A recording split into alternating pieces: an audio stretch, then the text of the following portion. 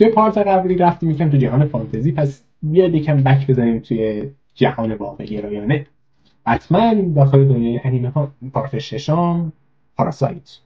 ما شرایط به این شکل در نظر میگیریم که بتمن هم اون انگله میره توش، ولی خب طبیعتا دوباره متوقفش میکنه.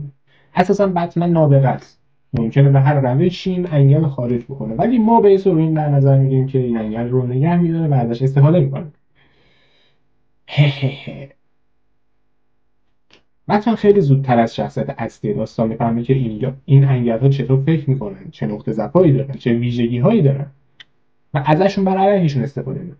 متوجه میشه یه سریاشون قصد همزیستی دارن، تلاش میکنه شاید این مورد رو مطمئن نیستم، شاید تلاش کنه که کمکشون کنه. در پایان جای اینکه کلی دردسر بکشه برای کشتن گتو بود، گوتو گاتا، من میگم گوتو، برای کشتن گوتو جای اینکه کلی دردسر و بدبختی بکشه، احتمالاً از قبل یه بکاپ پلن آماده میکنه و یه ویروس زیستی براش میسازه با استفاده از تمام دانشی که تا الان به دست آورده و همچنین دی ان ای هایی که به دست آورده، چون بدون دی ان ای نمیتونه بسازه.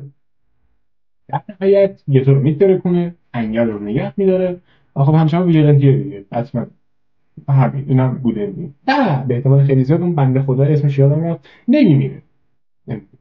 ویدیوش اگه پیدا کردم میدونم، ولی اگه پیدا نکردم خودتون بفهمید نمیمیره.